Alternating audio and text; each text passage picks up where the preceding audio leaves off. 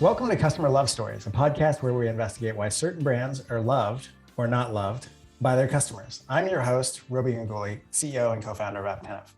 For those of you who don't know, Apptentive is a Seattle-based voice of the customer solution that allows some of the world's most beloved brands to capture invaluable feedback across the mobile customer journey and take immediate action to win back customers and activate fans at scale.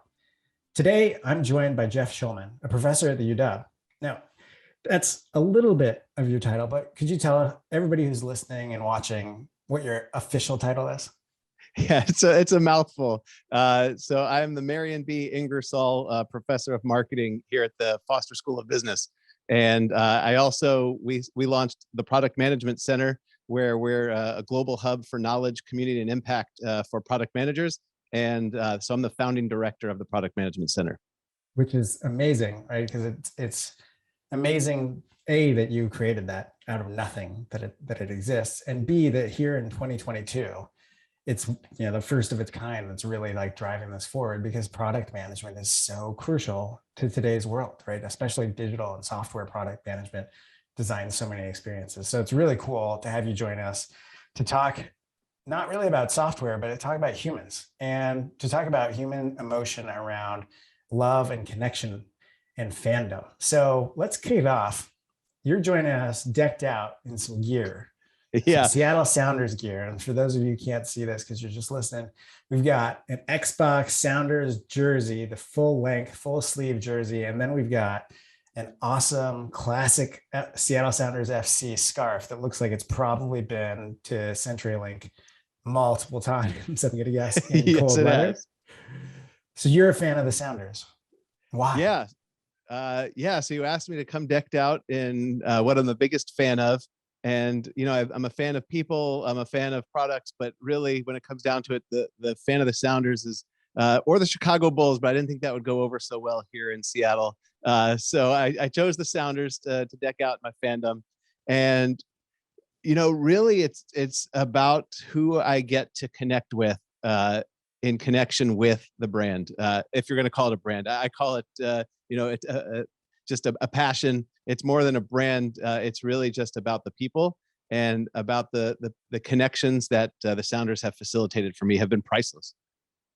And yeah, it's funny to talk about the Sounders as like a brand. I mean, I think it's fair to say that they are, and that the Bulls, massive brand, but it's Absolutely. more like we think about them as a team, right? Like it's a team that we're a fan of, even though those team members, like, they rotate and they change over time, but it's like that thing, that team that comes together and plays, that's what we're a fan of. And you're talking about some of the connections, and I'm getting the sense like the connections are not just the team that you're connecting with, but maybe the people that you watch the games with and cheer with. Is that right? Yeah. So it's funny. I was like, what am I going to talk on the podcast about the Sounders? But then once you get it started, and just like, what do I love about the Sounders?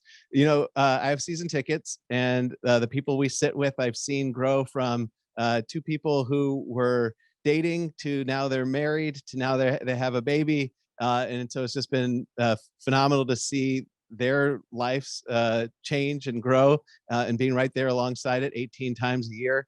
There's the people around me who just one of their kids has gone off to college, and then when he comes back for a game, it's exciting to see that he still loves the Sounders.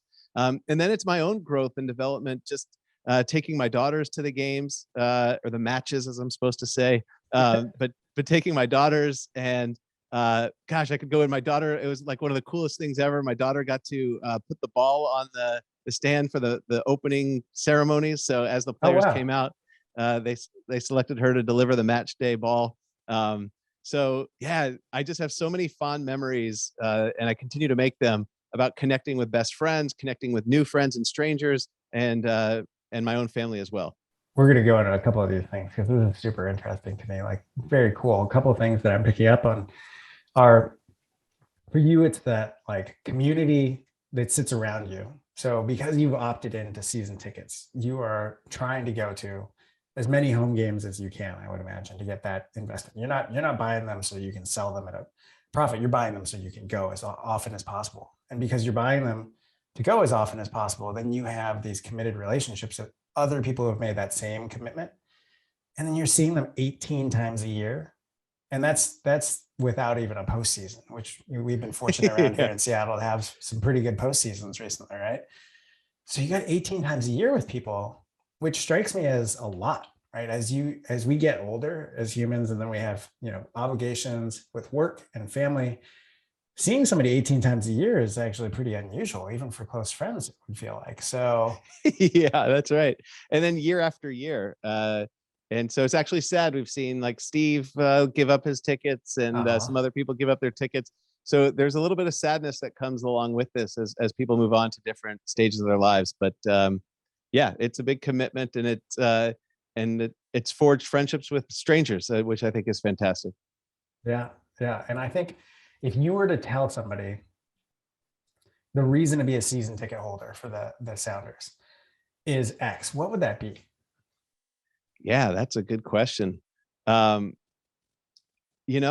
about that family, that community, and having a common purpose, having a common goal of cheering on the team to victory. Fortunately enough, in my years of owning season tickets, they've always delivered more victories than losses. It's a great team to watch, and so that makes it easier, the excitement on the pitch. But for me, it's about the energy that you get. The energy you get from the crowd, the energy you get from the people around you. And I have to I have to take one little tangent. Sorry. I have to say, so every year I make my wife anniversary video of our previous year. And, the 2020 was really tough, I think, for everybody. And then being able to come back to the Sounders, and in this video of like, we're vaccinated and people are cheering again, and seeing the whole crowd raise their hand and doing the boom, boom clap. It was like a real sign that life might be returning to somewhat of normal. And that was an important part of my life, an important part of the video that I make for my wife every year, of like, the Sounders, we're back, and community is back, and we don't have to be, we still, anyway, I don't want to get too much into public health at the moment, but it was a big sight to see, and a real energy charge to be back this year. That kind of choked me up as you were talking about it. Like, I could feel what you were kind of communicating through the lens of, I missed this. And it felt like going back to it was more than just the fact that I missed going to the games. It was like, I missed this feeling of being out and around other people. I missed like this sense of like it being normal. And it was that important to me that it's our year marked through this coming back. Is that right? Yeah. The connections just the energy of people is phenomenal. And you get that at CenturyLink. And so I think you see a lot of brands, not to get too into like the academic speak of it, but you see a lot of brands that forge community around them, and that the product, like here, the product is the team on the field, the shirts and jerseys and the scarves. But what all of that creates of connections and community, and how it shapes your life, is where the brand is really powerful. Yeah. And I think academic is fine. Like, I think your expertise is highly relevant if you can help us frame some of these emotional connections that the Sounders or the companies or other organizations are creating, and what it does. When they can do it on purpose, it's amazing. I think to pull back a little bit from what you're talking about, when I think about what changed over the last couple of years for me, was this sense that I could just see people, I could go do stuff in person, I could yell and scream at the top of my lungs around, strangers, and not be worried about my health because I have season tickets to the Seahawks. And then going in this place where that thing that brought me so much joy could be actually the scariest, worst thing I could do. That change in my brain it was hard for me. Yeah. I really missed that, like screaming at the top of my lungs, come on, Yeah. Russell, let's go. Right. Like that, like outlet, and then feeling like, oh, I couldn't have it. And not only couldn't I have it, it was risky to me. Like, I struggled with that. How are you as a fan? Are you on your feet the whole time? Are you clapping? Are you cheering? Like, what's I used to be the one clapping, cheering, and trying to get the attention of the opposing players. Now I at least sit for half the game, but I'm not proud of it. But aging is a terrible thing. and I'm still young, but I don't know how some people have that energy late into their lives. But yeah, generally I was clapping, standing, razzing the other team, and I'm still doing that as much as I can have energy for. And are you doing research on the other team? Are you the kind of fan who's like, hey, I know what the lineup is, and like I'm gonna focus on this guy, their midfielder. He's really spotty. Like I feel like I can get in his head, or like how involved are you in like prep? No prep, no prep. But if they come near me, then they'll hear from me, or they Okay. used to. Now, not so much. Okay. Okay. And that's age, or is it also like feeling self-conscious with like some of the people you bring to the game? Like what's Yeah, changed? yeah. I guess maybe I've got to be self-conscious of the example I'm setting for my daughters. Okay. Okay. So So that's what's going on. When you bring your daughter, are you a different fan when you bring your daughter? perhaps, maybe a little bit. All right. So, but you mentioned this before, and so I definitely want to learn more. So your daughter got to go put, you said the ball up, right? Like, Yeah. so tell me more. How did this come about? Yeah. So I'll zoom in on my experience. Then, if you don't mind, I always love to kind of share what other people can do based off of what you're seeing. But they have a benefits for season ticket holders that you could put you can click to say I want this reward. One of them, I got to be on the pitch holding the flags in the opening ceremonies. I got to take my friend Derek to that. And then they had one to submit the match day kid. And so I submitted my daughters and got a call, and I had already invited my friend to go, and I was like scrambling. It's like I got to buy more tickets so that my daughter could be on the field, but it was awesome. So she got to go down there, high five the players on their way out after after the opening practice there. Then she was on the jumbotron as they put the ball on that stand as the players come out for the ceremonies.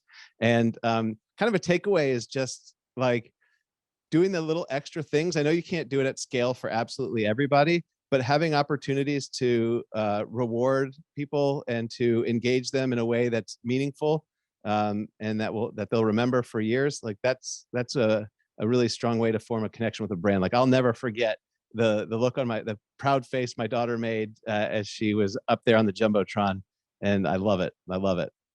Now, did this happen just recently in like the last season, or was it a couple of years ago? Like when did this happen? End of the season in 2019. Okay. All right. So the end of 2019, she gets to go. Was she already coming to games with you regularly? Here and there, it was a bit of a stretch to get her to come before then, and after then, now she'll go anytime I ask. That's what I was super curious about. So her fandom has changed as a result of being involved that way. Like what's changed for her? What do you see?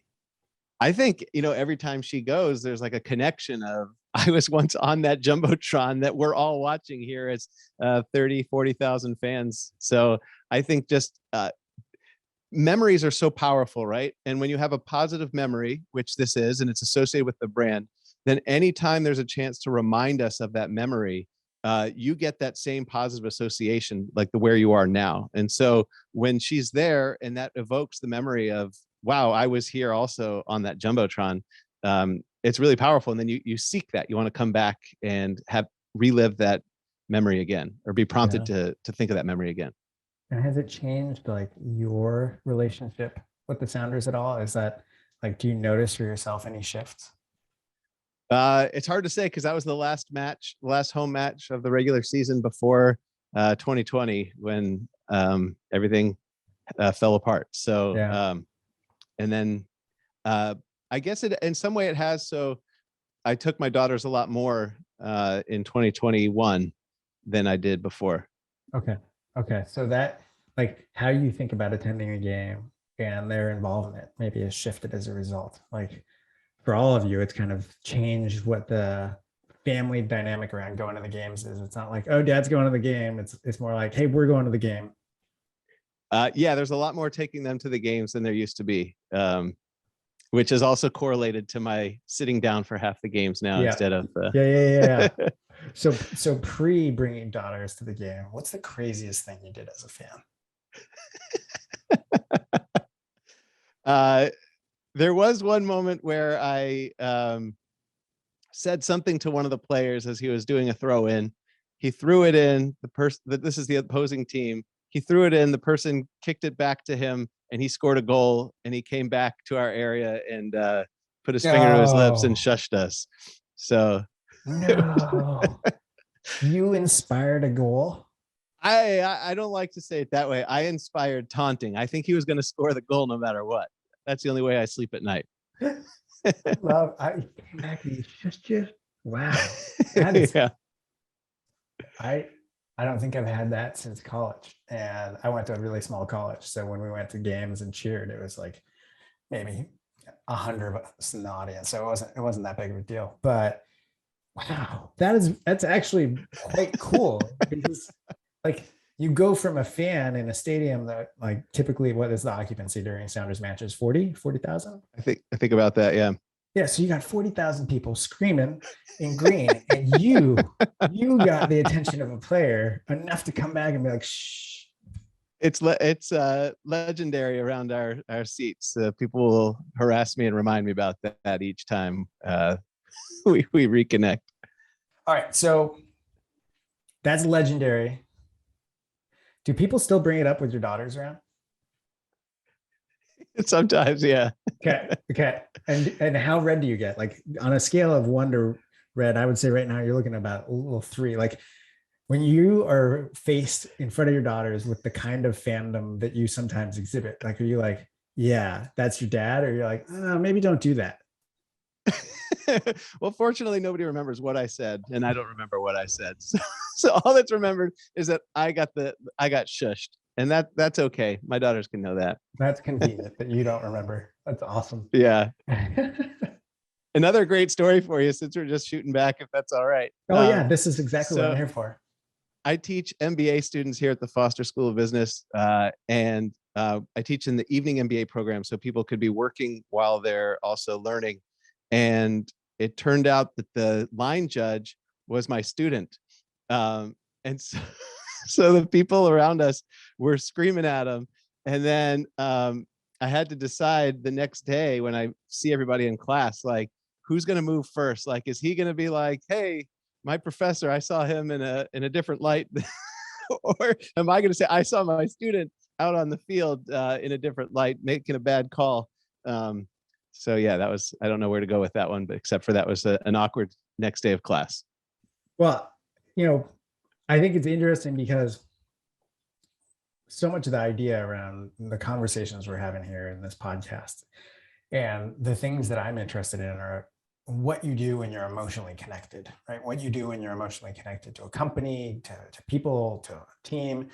And so what you're describing to me is like, hey, I have this, when I walk into that stadium, I'm a different Jeff.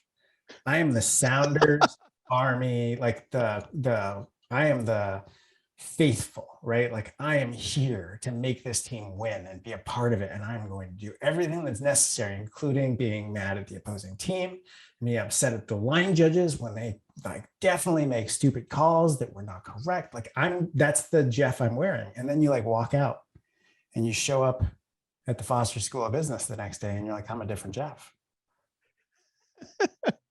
I got to get my friend Derek, who comes to the games with me, to listen to this podcast. He would. He's going to be like, yeah, you're a different Jeff. You're totally a different Jeff. If they only knew. He's going to love your comments there. I've got no comment myself, but he'll love hearing that. Well, I mean, I can reflect on this. When I go to Seahawks games, you would not necessarily recognize me because I am locked in on defense. I'm standing, I'm telling the people around me, I'm like, I don't care that it's the second quarter, get up. I'm like, yeah. Our job as Seahawks fans is when we're on defense, we are trying to disrupt the offense. That's our job. That's how we can show up. And I feel that way, right? I feel like I'm wearing that job when I walk in. And then like, you see me in normal day-to-day life, you're like, oh, that guy, he's like pretty nice. He has these like intense emotions around love and customers. He's like super nice. And you're like, you hear me just yelling on Sunday and you're like, wait, these are the same person. I'm not sure that energy that I'm feeling from you is, how does that exist in both? Right? I know what it's like to wear that hat and show up and feel that way and be kind of intense around it. And I think that's what's really cool is that you're you're willing to go to some extremes when you're such a big fan, right? You're willing to show up and see your role in different ways. What cultivates that? Like outside of this, right? Outside of the nature of a football team, what cultivates it for companies? How do they make people do this stuff? Yeah, I mean, let's go back to our two examples and then let's zoom out. Like you're the 12th fan, right? That's the big thing, is that they tell you every time that the other team does a false start, they give you credit for it. That's right. And then the Sounders like keep cultivating and saying we're the best fans in the world and this is important to the team. And so I think when there's this shared purpose and that you feel you have a role to play, like everybody's looking for a purpose and a role to play and to make some sort of impact and leave a mark to some degree. And so when, as brands, if you give your customers an opportunity to work with you to achieve a shared goal, it's really powerful, right? And so people kind of change as they're like, all right, I got to dig in, roll up my sleeves and get to work on this goal. Whether that's sustainability, you know, your company, your brand can get people passionate about sustainability, can get people passionate about inclusion and sense of belonging. There's lots of areas that there's common goals that you could put associated that your brand is helping people achieve. And then you look at like Coca-Cola tries to do this with enjoy a Coke, and like it's all about the give a friend a Coke. So it's all about like, this product is not a product, it's a service to a goal, and we want to be a part of your community and let you achieve this goal together. Love that, because there's this involvement that is necessary in how you're describing this. So it's like, you got to involve me, and it's not just like surface level, like, oh, hey, you know, your invitation to be involved is like, tell us your birthday. It's more like your invitation to be involved is, we're going somewhere together and I want you with me. I want you with me to make us win this match or to make that false start. But I also want you with me to make the product better, right? Like I want your experience to be better. How do you involve me? Yeah. How, this is where I think like your academic experience and how you think about this stuff is really interesting to me. How do you assess companies' ability to do this? Yeah, I mean, that's the real challenge, because it's kind of like the saying in product management, you've got to be stubborn on the vision and flexible on the details. That's a famous Jeff Bezos quote. And I think that's similar to brands. Like, you have to live your values, state your values, have people know what you stand for, and then be flexible on how people use your brand to get there. And so letting them actually shape events around the brand, letting them shape experiences around the brand, letting them be a part of it and bringing their own energy and their own kind of creativity to it, while making sure that the values stay the same and that it's very clear like what your brand does stand for and perhaps what it does not stand for. What's an example of somebody that does this really well? That you like, if you're teaching a class on like this, who's doing it really well, and what do we learn from them? Harley Davidson is one of the early ones.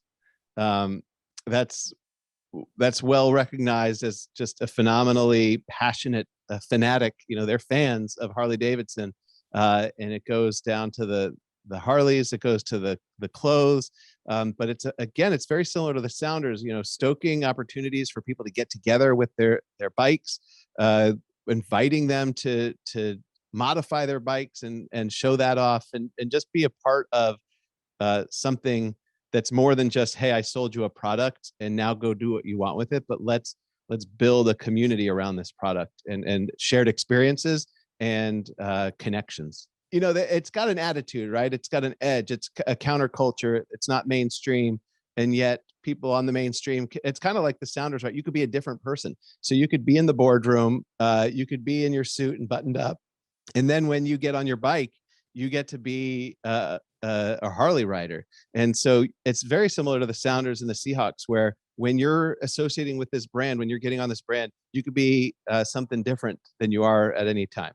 But also, if you want to live it, all year round, there's opportunities to do that as well. So it's inviting, but it's inviting to anybody, inviting on their terms. Like when you're on this, there's certain an identity that you subscribe to, that you kind of communicate once you're wearing Harley clothes and riding your Harley bike.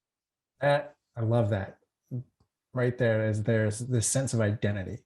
So now when I'm thinking about this, and I'm thinking about Jeff going with his buddy to the Sounders game, and he walks in and he's got a different identity on, right? And then I'm picturing, Susan, who walks into the Harley dealership, and as soon as she walks in and she's looking at the bikes, and she's like, yeah, this is the outlaw side of me, or like Yep. that piece of me that the people who see me at work probably don't necessarily know or understand, but that's me. And I want to feel this thing associated with Harley, and Harley cultivates that, and they like fuel it.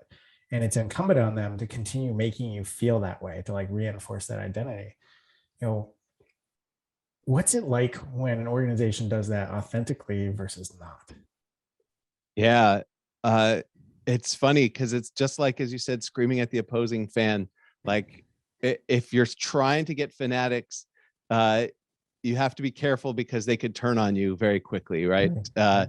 And so when you give up, the way to get that fanaticism is to give up some control. Like, again, stubborn on the vision, flexible on the details. You live and put your brand values down, but you give up some of that control, because once you state those values and get people really fervent around them, it's hard to change course, right? You can't do an overhaul. Then they have, if they feel like they have a right to be invested in your brand and to carry it forward, and then you do a logo redesign, or you change the product, or you change the quality of what you're doing. Like if you make a major change, there could be a revolution. People react very strongly because the way to have built that fanaticism is to give up some of that control, and then you lose it when you try to take it back. Like it's friction when you try to take it back. Right. So part of creating real fans, being authentic, is also accepting that you don't have control, and you've got to be thinking about how to be consistent, because you don't have control, and if you're not consistent, you can get some backlash.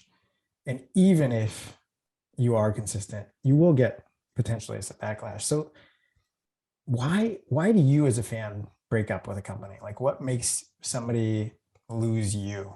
Like you've been in and then you walk away. What causes that break for you?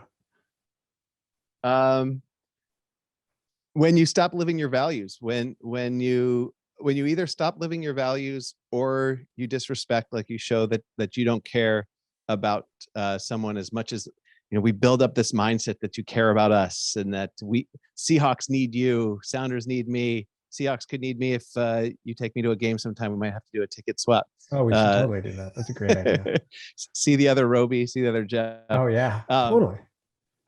So example, the Bulls. I loved the Chicago Bulls. And I even I was a graduate student. I spent every dollar I had to be able to play on the court. So I had to buy like 40 or 400. I don't remember how many tickets. I had to buy a whole bunch of tickets to be able to play on the court before a game. And I was that level of fanatic that I spent my last dollar trying to do that. Every year for a while during the Thibodeau generation, Derrick Rose, I would buy on StubHub NBA Finals tickets just in case they made it. I needed to be there. And then the team they put out on the court for years after years it wasn't that they were bad, because they were bad during the Elton Brand years and I still loved them. It was that they had no heart and they had no direction in who they were, which is no matter how bad you are, you tried hard and you fought to the whistle to whistle. They lost that toughness. They lost that who they were. So I'd still like the Bulls, still love the Bulls, but that level of fanaticism and the depths that I would go for the Chicago Bulls has dropped off dramatically, because they betrayed their values for many years. It seemed too long. Just a team that didn't try and didn't care as much as they did in the past. Right. And that is damning, because you went from a person whose disposable income was basically all devoted, it sounds like, to the Bulls. When you say that out loud, it's pretty embarrassing, but yeah, I did go big.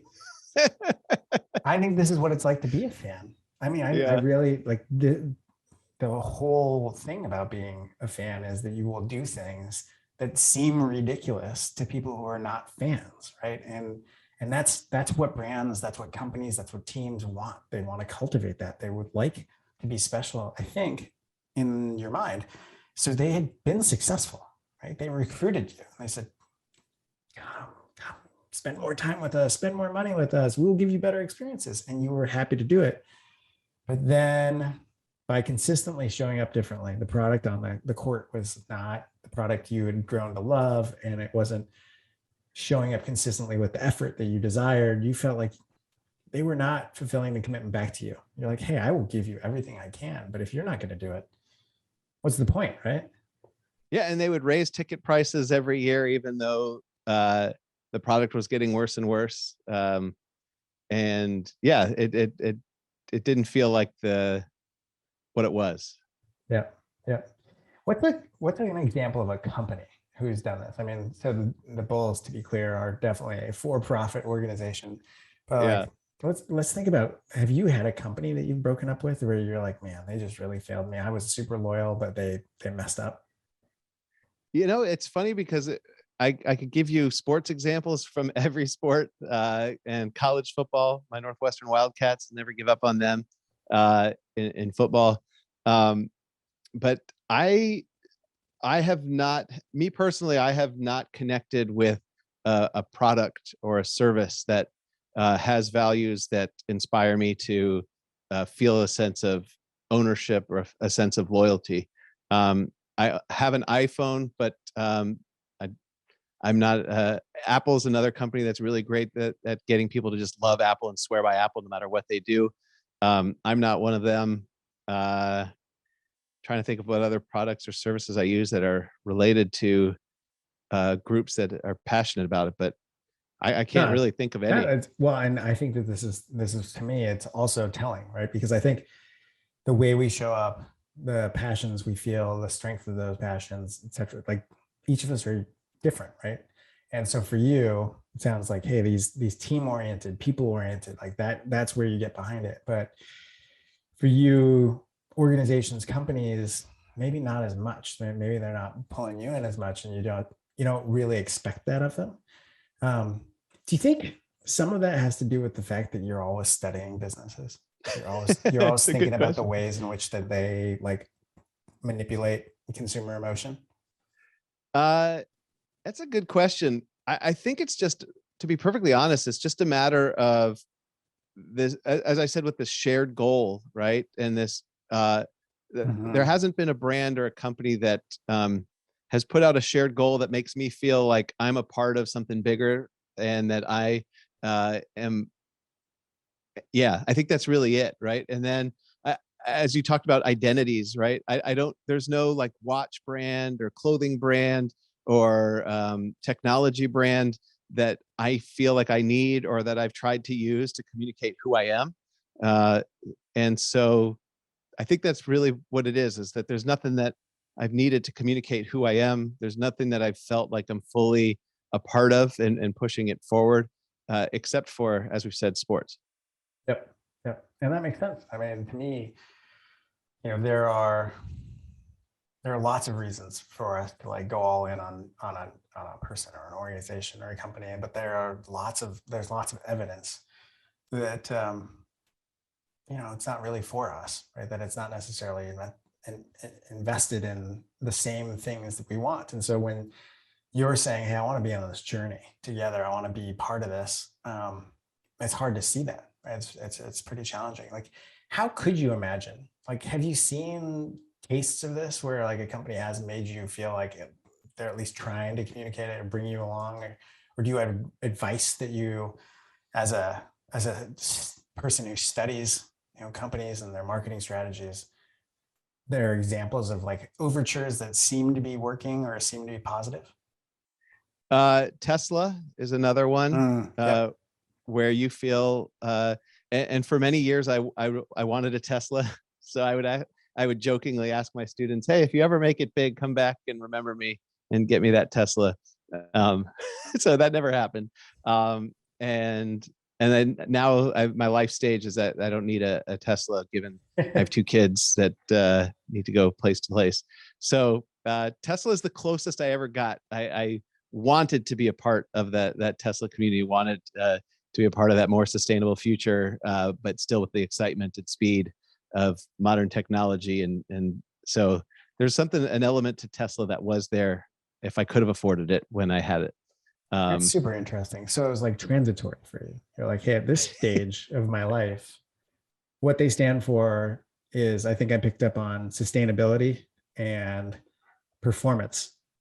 And that nexus for you was aspirational. You're like, yeah, I want to be a part of that. Yeah. Yep. And then what changed is you're like, performance doesn't matter nearly as much as can we get everybody in comfortably and then haul some stuff around. Yeah, that's right. Yeah. And I think there's still the like, do I want to spend all my money on a Tesla? I'm not there yet, but one day maybe. Well, I mean, they would have to be the new version of the Chicago Bulls, right? To get you to make that level of investment. That's right. That's right. I guess you're right. We have seen that I will spend more than I should if you speak to me in the right way. Right. Totally.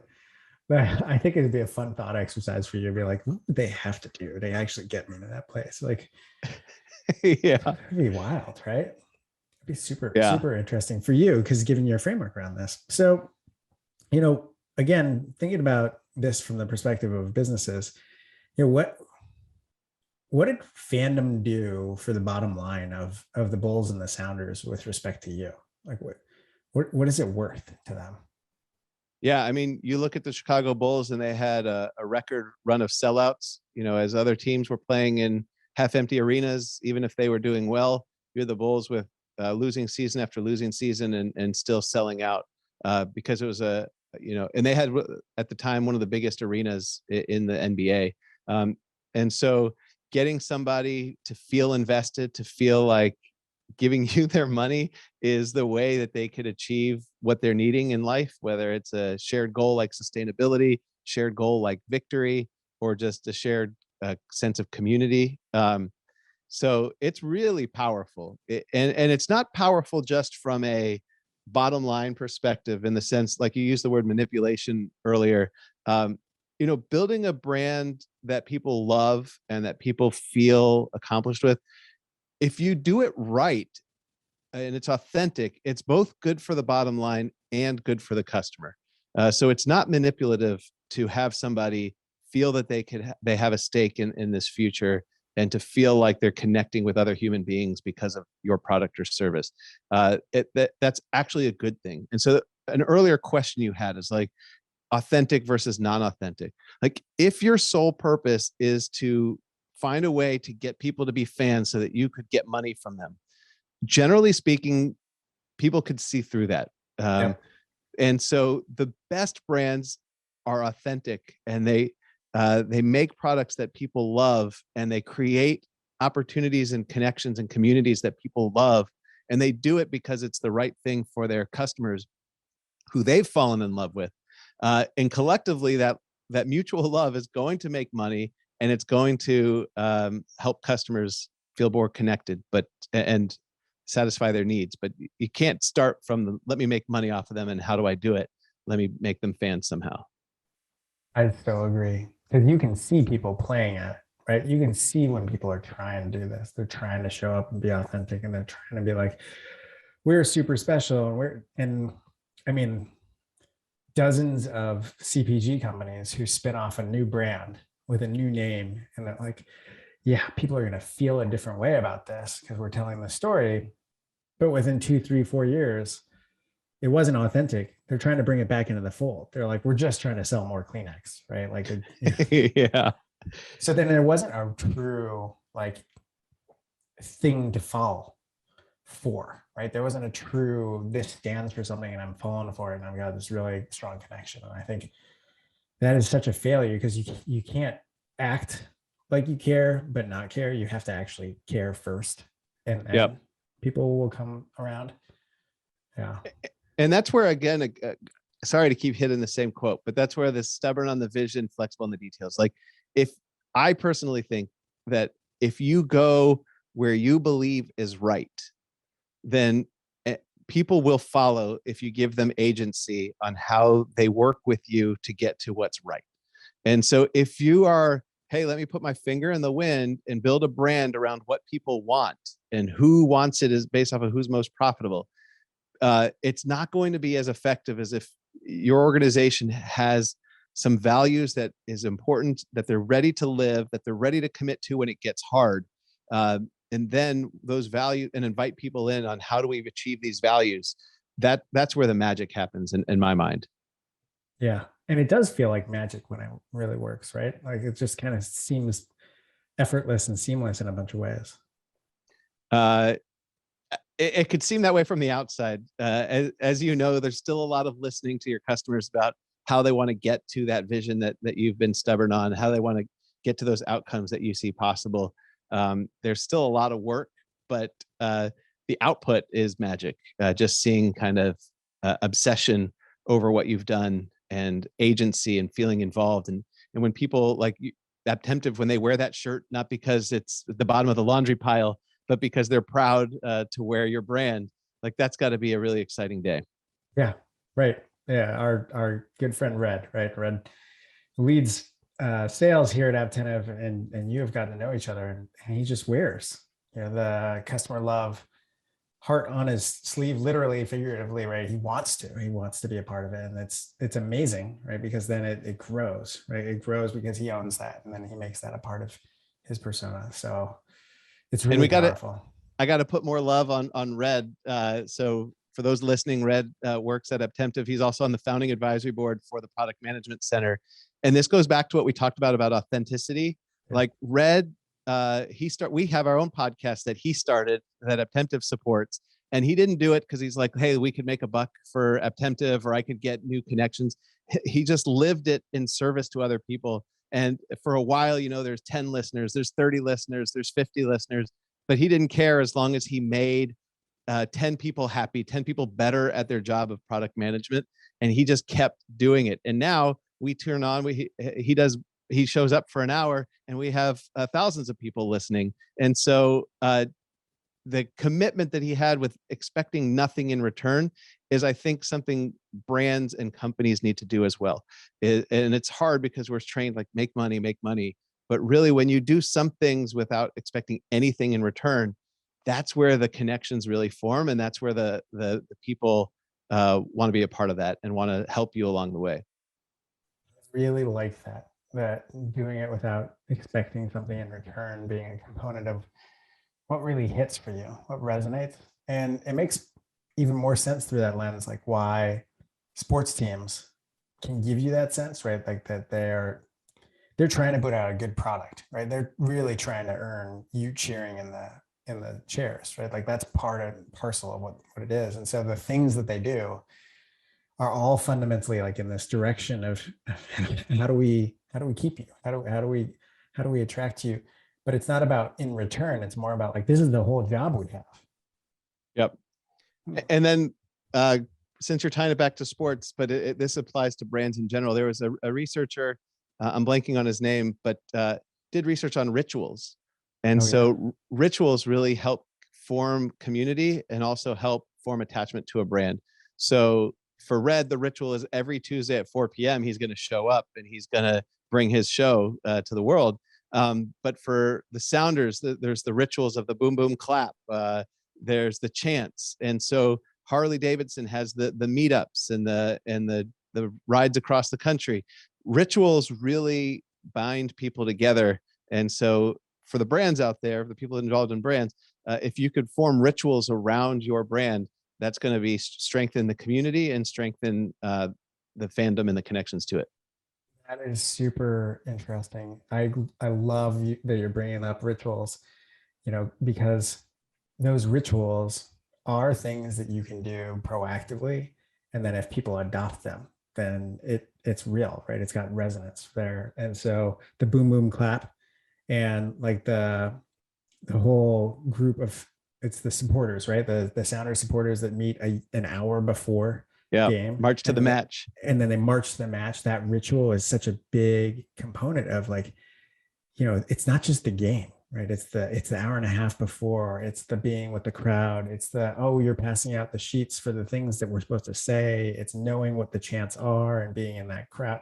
All of those rituals get more and more investment. And this is making me think I'm gonna have to ask my good friend Mark Jacobs to join us for a conversation sometime soon, because he was part of launching the Timbers in Portland, and they spent a lot of time up here watching what the Sounders did, and then they explicitly launched the Timbers with rituals, right? There was a whole set of things that they're like, this is working really well, we've got to build this in.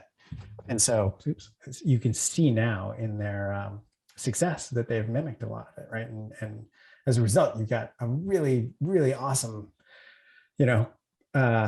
friendly competition, sometimes quite adversarial between us and the Timbers, but it's also beautiful to watch that fan base grow. So, and it's funny too, because I've been fortunate enough to be able to go to a couple Kraken games, and I'm surprised we have the Sounders and the Seahawks in their backyard with some of the best rituals, raising the 12th fan flag, introducing the person who does that, and the Seahawk coming out as they come out of the tunnel, and the fire. And then the Kraken I haven't noticed like a ritual.